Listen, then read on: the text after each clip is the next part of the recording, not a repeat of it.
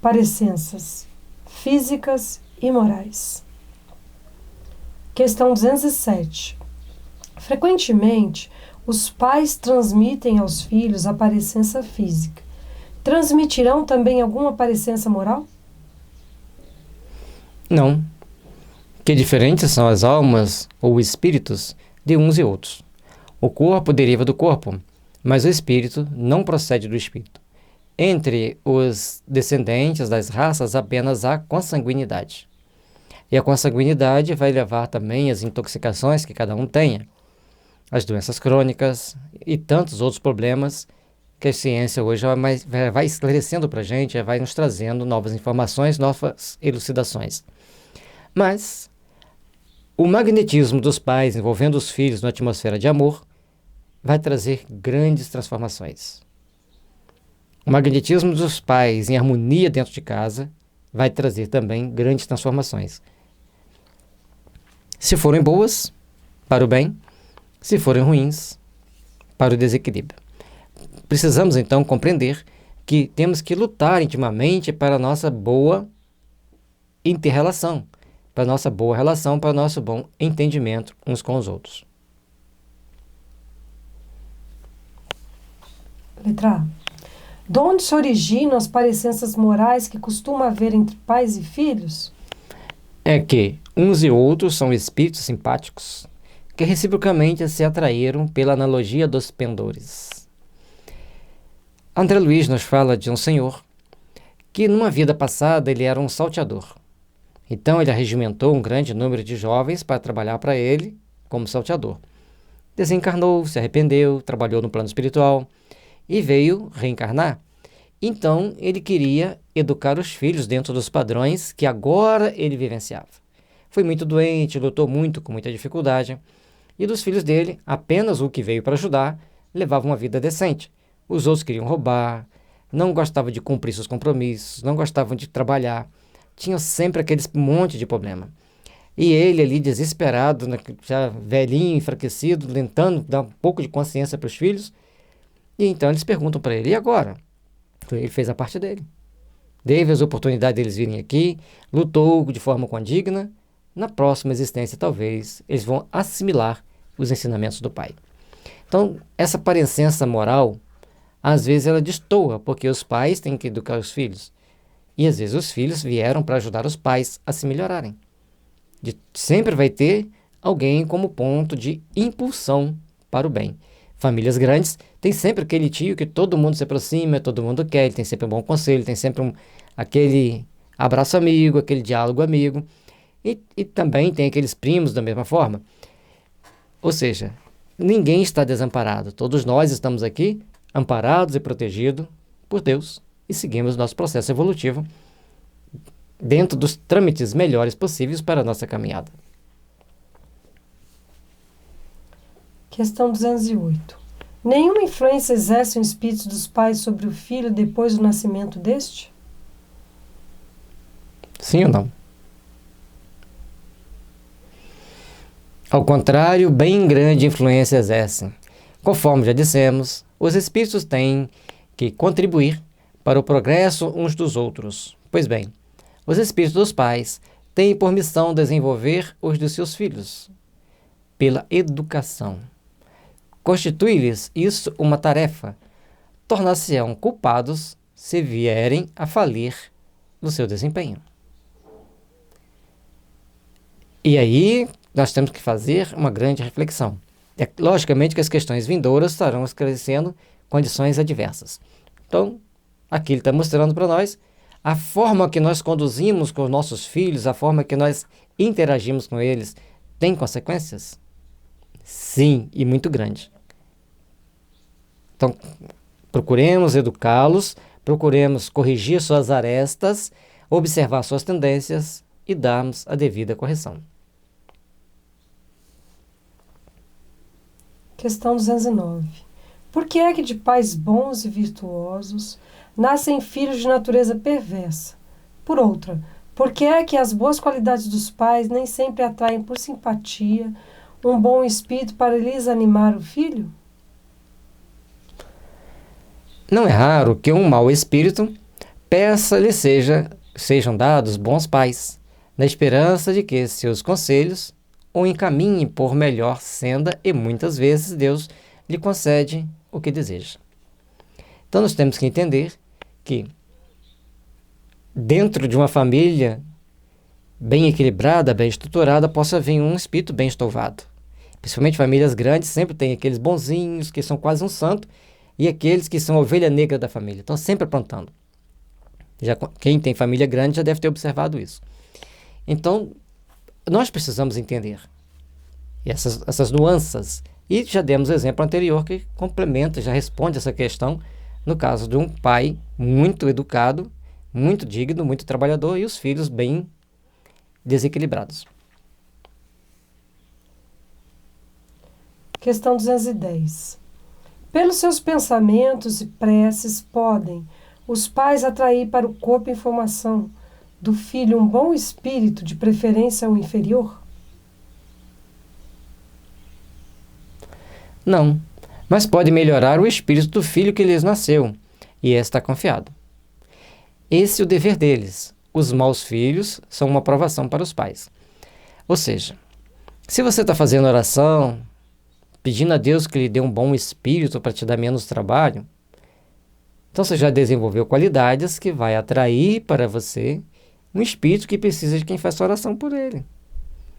Se ele for bom, ele vai ser muito melhor. E se ele for um espírito meio bagunceiro, meio indisciplinado, as suas orações vão ajudá-lo a caminhar na direção do bem. As tendências inatas são uma coisa muito complicadas.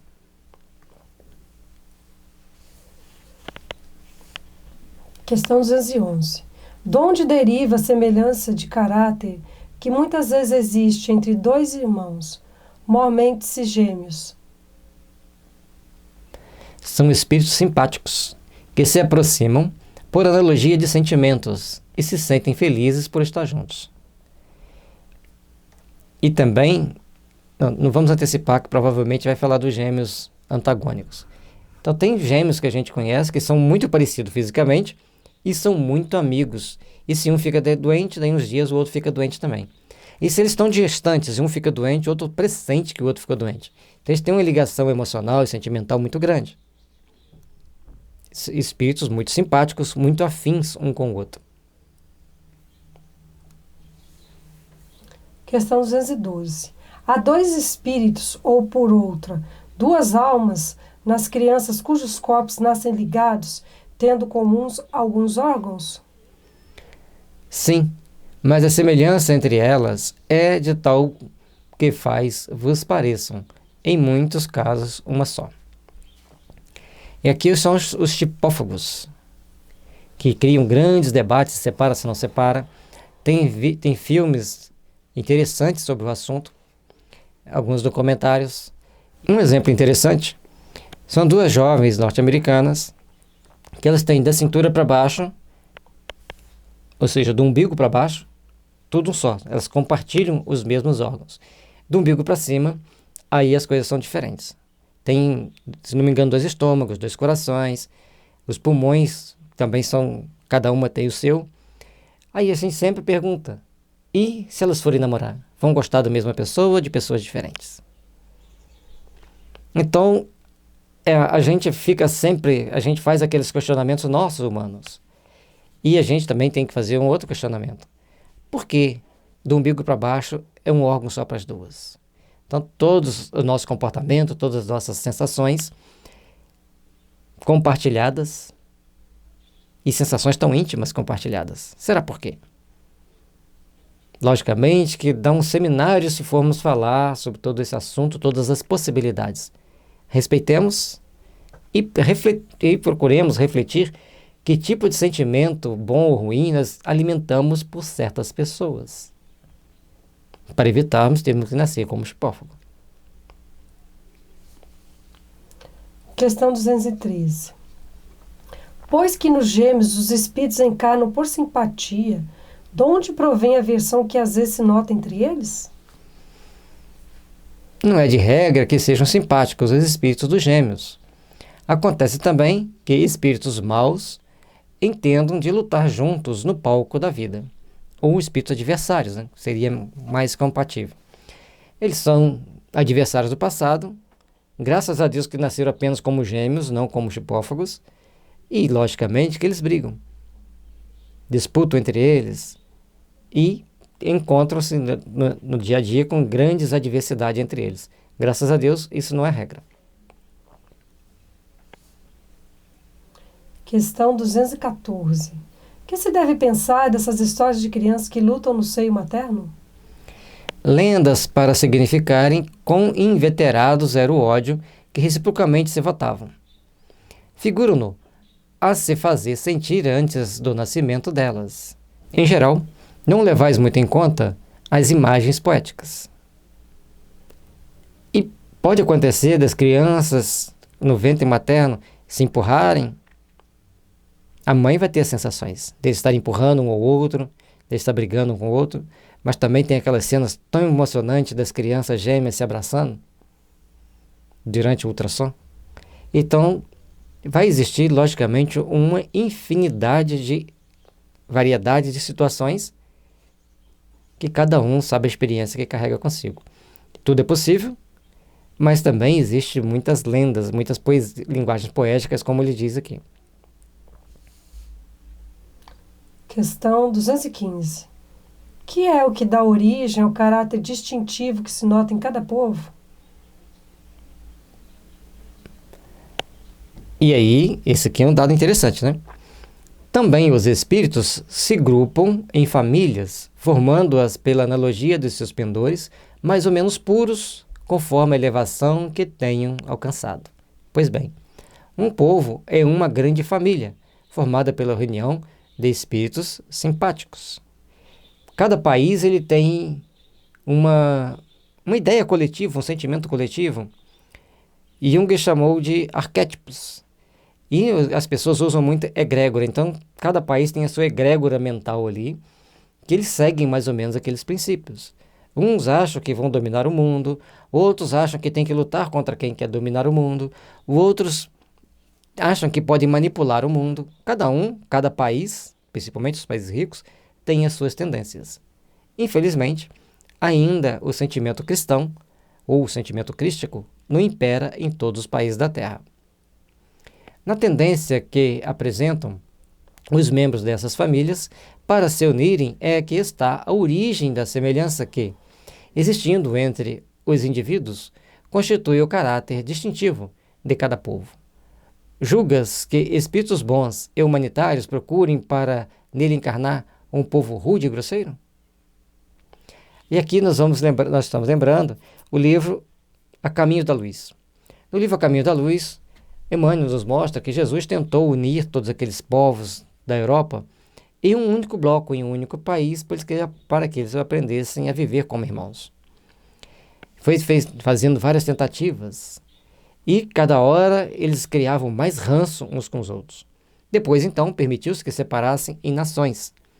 E por muito tempo criou-se um ranço muito grande entre eles, até que um dia aprenderão a viver todos como irmãos.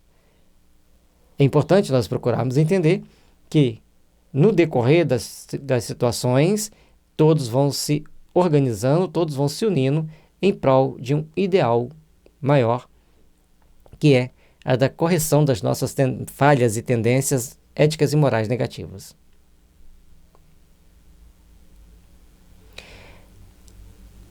Ele faz a pergunta, se um espírito muito evoluído vai reencarnar entre um povo rude e grosseiro?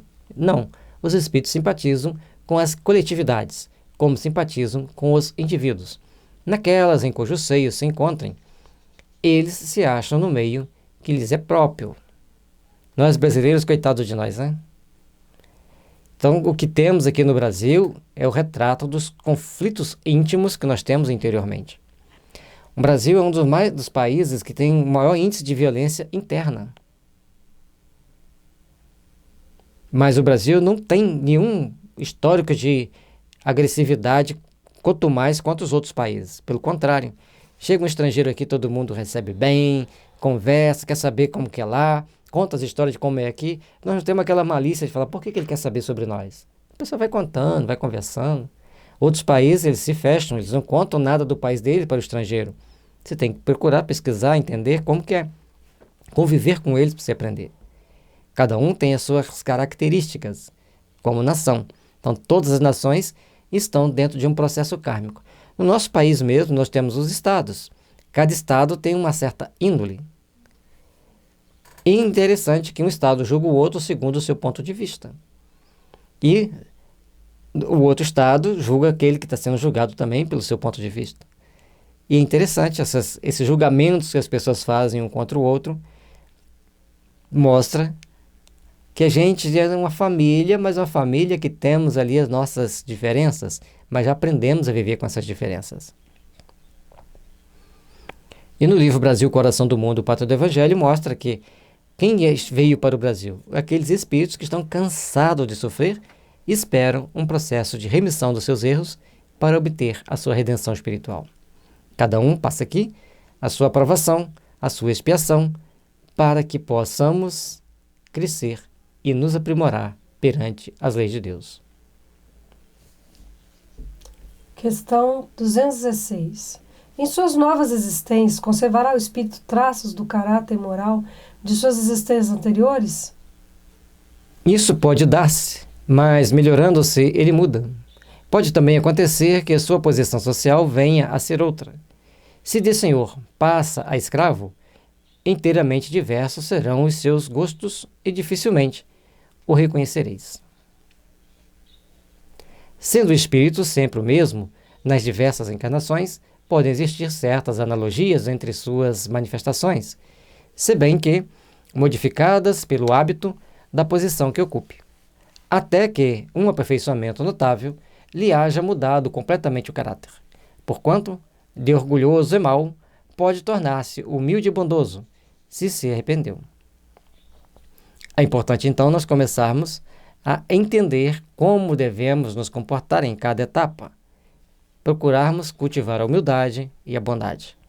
E a bondade não é ser, humildade, né, não é ser assim, é isso mesmo, é isso mesmo. Não, às vezes isso é subserviência. Nós temos que ter, às vezes, coragem de dizer isso está errado, nós temos que ter coragem de dizer, olha, não concordo com isso, e muitas das vezes a gente tem que ter o discernimento de ficarmos calados diante de certas situações. Cada um passa ao longo da sua existência por suas necessidades oportunas de aperfeiçoamento e de crescimento. E por isso, que nós passamos em cada encarnação por uma classe social diferente, certamente. Questão 217. E do caráter físico de suas existências pretéritas, conserva o espírito traço nas suas existências posteriores? O novo corpo que ele toma nenhuma relação tem com o que foi anteriormente destruído. Entretanto, o espírito se reflete no corpo. Sem dúvida que este é unicamente matéria, porém, nada obstante, se modela pela capacidade do espírito, que lhe imprime certo cunho. Ou seja, o espírito, ele tem a capacidade de imprimir no corpo certa aparência, certas características, certas tendências. E o André Luiz nos fala, no livro Missionários da Luz, que engenheiros siderais ajudam o espírito a modelar um corpo de acordo com aquilo que ele precisa na próxima encarnação. Às vezes vai ser muito parecido com a encarnação dele anteriormente, ou às vezes ser bem diferente para se salvaguardar de certas situações. Inclusive, esses engenheiros siderais ajudam o espírito a moldar o corpo que ele precisa, com as características positivas ou negativas aos olhos humanos. Sobretudo no rosto, pelo que é verdadeiro dizer-se que os olhos são os espelhos da alma, isto é, que o semblante do indivíduo lhe reflete o modo particular da alma. Assim é que uma pessoa excessivamente feia, quando nela habita um espírito bom, criterioso e humanitário, tem qualquer coisa que agrada. Às vezes a gente vê pessoas tão caridosas, tão dedicadas ao próximo, a gente fala assim, mas que pessoa feia. Mas todo mundo quer chegar perto, todo mundo quer estar perto, todo mundo gosta daquela pessoa. E às vezes uma pessoa bonita, mesmo ela fazendo caridade, as pessoas se afastam. Ou também tem o outro lado. Quando a pessoa bonita resolve trabalhar para o bem, por ela ser bonita, as pessoas querem agradar e ajudam muito ela a ajudar os outros. Então nós temos que ver que ainda somos apegados a certas relações materiais que podem nos beneficiar ou que podem nos prejudicar.